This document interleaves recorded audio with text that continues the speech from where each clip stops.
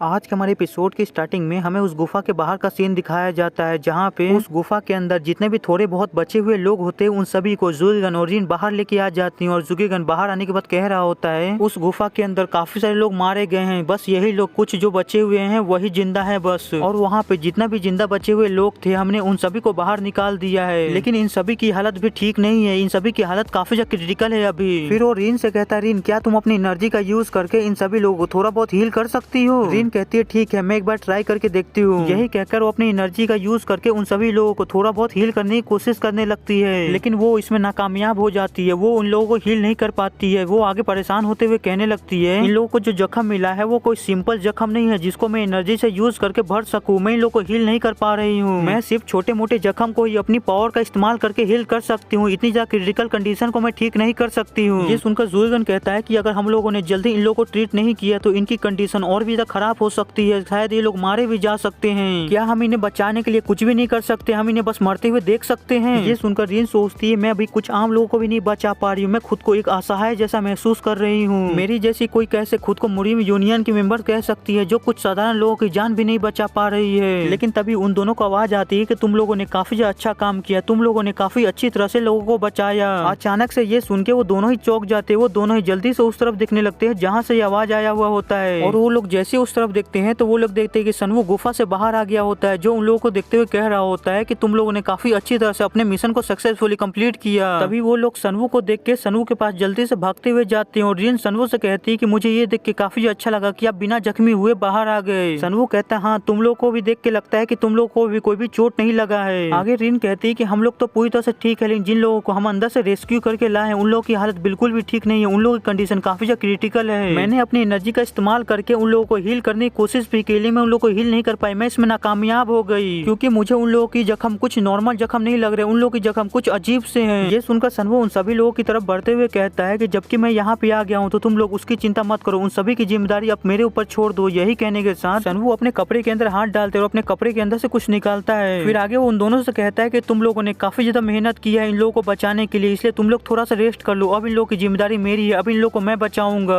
फिर आगे सनवू उन सभी जख्मी लोगों के पास जाता है, उन सभी की बॉडी में कुछ नीडल्स को लगाने लगता है और नीडल्स को लगाते हुए कह रहा होता है मैं अभी रिवर्स प्यूरिफिकेशन और व्हाइट विशेष का दोनों स्किल का एक साथ यूज करने वाला हूँ। व्हाइट विशेष स्किल के बारे में तो आप लोग पहले से ही जानते हैं, सनवू ने इसका इस्तेमाल लीडर जिन्वू पे किया था, जिसकी वजह से उनके रिकवरी सेल्स काफी तेजी से बढ़ने लगे थे, जिसकी वजह से उनकी बॉडी काफी तेजी से रिकवर करने लगी थी। आगे हमें रिवर्स प्यूरिफिकेशन स्किल के बारे में बताया जाता है कि इस स्किल का इस्तेमाल हम जिस इंसान के ऊपर करते हैं उसके अंदर जितने भी हार्मफुल इफेक्ट होते हैं या टॉक्सिक एनर्जी होती है उसे बाहर निकाल देती है। आगे सनवू दोनों स्किल का जैसे एक साथ इस्तेमाल करता है वो लड़की की बॉडी फिर से हील होना चालू हो जाती है, जिसे देख के सनवू सोचता है इस लड़की के बॉडी में जितनी भी टॉक्सिसिटी थी वो बाहर निकलने लगी और इसकी सांसें फिर से नॉर्मल होने लगी है। मुझे लगता है कि अभी के लिए इन सभी लोगों के लिए इतना काफी होगा।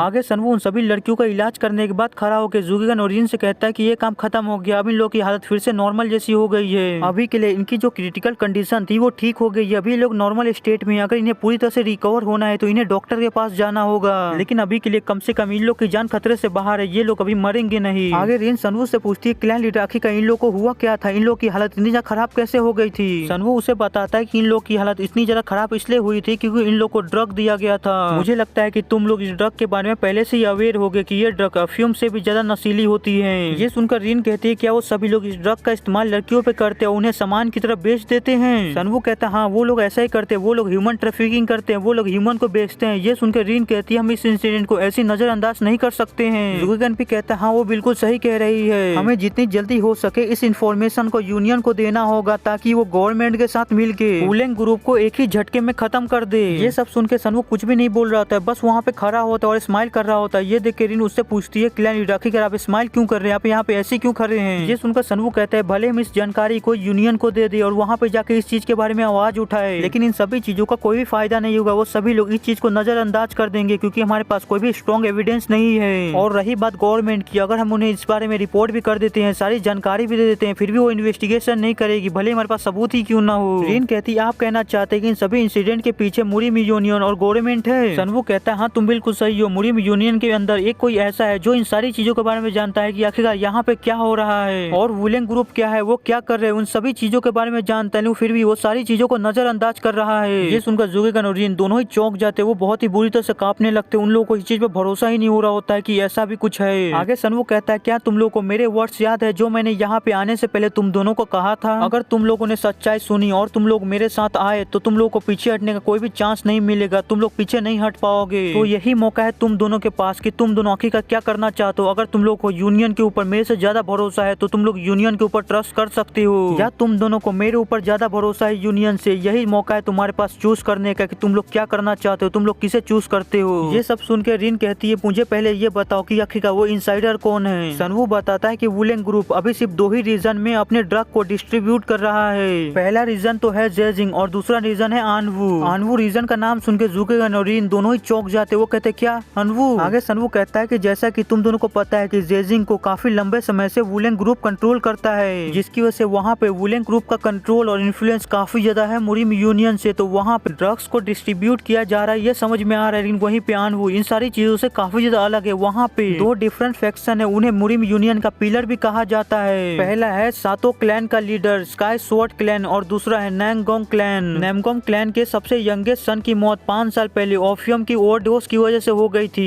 इसी की वजह से स्वॉर्ड सेंट जो है वो हर महीने नैमगोंग क्लैन के हर मेंबर की इंस्पेक्शन करते हैं। ये सब सुन के रिन कहती है जबकि ये दोनों ही क्लैन नहीं है फिर वहाँ पे एक ही फैक्शन बचता है, माउंट हुआ सेक्ट। सनवू कहता हाँ बिल्कुल, माउंट हुआ सेक्ट का मास्टर चेंसू। जब तक मैंने मास्टर चेंसू से फाइट नहीं की थी तब तक मुझे ये नहीं पता था कि मास्टर चेंसू ही है जो वुलेंग ग्रुप से छुप छुप के मिल रहे हैं। जब मैं उससे फाइट कर रहा था तो मैंने उसे उस पॉइंट तक पुश कर दिया था जहाँ पे उसने अपनी उस एनर्जी का इस्तेमाल कर लिया जिसे उसे नहीं करना चाहिए था। जब उसने अपनी उस एनर्जी का इस्तेमाल किया तो मुझे बिल्कुल वैसा ही लगा जब एक मॉन्स्टर के अंदर से वैसी एनर्जी निकलती है। और एक और चीज है जिसकी वजह से मुझे ये बात पता चली, जब उसने अपनी एनर्जी को रिलीज किया था तब मुझे उसकी एनर्जी बिल्कुल वैसी ही लगी थी जैसे कि मुझे लीडर कॉक की और गुनसुन की और वो विच मिल हुआ की लगी थी। मास्टर चेंसू ने ब्लड सेक को ज्वाइन कर लिया और ब्लड सेक को ज्वाइन करने के बाद उसने डीमन गॉड से अपनी पावर को हासिल किया है, उसने उससे पावर ली है। आगे सनवू जुगेगन और रिन से कहता है अब तुम्हारे पास खुद की चॉइस है, मैं तुमसे कहना चाहता हूँ अगर तुम दोनों ने अपनी यूजलेस प्राइड को छोड़ दिया और मेरे ऑर्डर को मानने लगे तो मैं तुमसे वादा करता हूँ कि तुम अभी जितने लोगों को बचा पा रहे हो तुम उससे और भी ज्यादा लोगों को बचाओगे। जुगेगन और रिन क्या तुम दोनों मुझे फॉलो करना चाहोगे? क्या तुम दोनों मेरे साथ चलोगे? ये सुनते ही जुगेगन और रिन दोनों एक साथ सनवू के सामने अपने घुटनों पे आ जाते हैं और सनवू से कहते हैं क्लैन लीडर जो आपने हमें ऑफर दिया है हम आपके ऑफर को एक्सेप्ट करते हैं, हम आपको फॉलो करना चाहेंगे, हम आपके साथ चलेंगे। ये सुनकर सनवू एक स्माइल करता और कहता बहुत अच्छे, तुम लोगों ने काफी अच्छा डिसीजन लिया, मैं तुम लोगों की ताकत को कुछ समय के लिए उधार ले रहा हूँ। फिर आगे सनवू वहाँ पे एक स्केलेटन मार्क्स को फेंकते हुए कहता है लगभग मैं इसके बारे में भूल ही गया था, उन सभी कमीनों के लिए ये एक मैसेज के तौर पे ठीक होगा। उस स्केलेटन को फेंक के सनवू वहाँ से जाने लगता है और जाते हुए कहता है कि तुम कमीनों बस मेरा इंतजार करो, मैं तुम में से हर किसी को खत्म कर दूंगा, तुम में से किसी को भी जिंदा नहीं छोड़ूंगा। और इसी के साथ आज का हमारा ये एपिसोड यही खत्म हो जाता है। मुझे पता है आज के एपिसोड में सिर्फ बातचीत थी, लेकिन ये सारी बातचीत भी आगे कहानी के लिए काफी ज्यादा इंपॉर्टेंट है। मैंने इस सारी चीजों को इसलिए एक्सप्लेन किया ताकि आगे चल के आप लोग कंफ्यूज ना हो जाए। और आज ही मैंने 1-2 घंटे का वीडियो अपलोड किया, प्लीज उस वीडियो को भी जाकर देखिएगा और उसको भी सपोर्ट दिखाइएगा ताकि मैं आगे भी ऐसा वीडियो अपलोड करते रहूं। मिलते अगले एपिसोड में, बाय। अरे हाँ ये तो रह ही गया, वीडियो पसंद आएगा तो लाइक कर दीजिएगा, नहीं हो फिर लाइक कर दीजिएगा, चैनल को सब्सक्राइब कर दीजिएगा। मिलते अगले एपिसोड में,